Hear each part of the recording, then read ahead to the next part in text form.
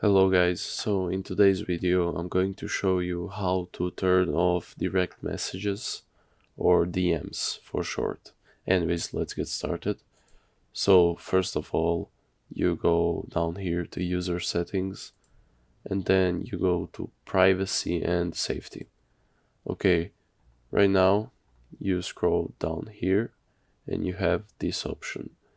So this basically turns off any direct messages from people in a server. So basically, when you turn this off, from that point on, when you join a server, all the members inside that server will not be able to send you DMs or direct messages.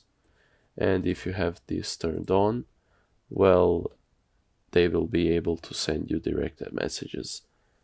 One more thing, if you turn this off, this does not apply for the servers that you're already in, as you can see, but it asks you if you want to, well, apply this to the servers that you're already in. But anyways guys, I hope this tutorial helped you. If it did, leave a like.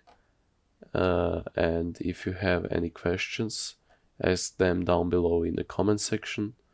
If you want more videos like this, subscribe. Anyways guys, have a nice day.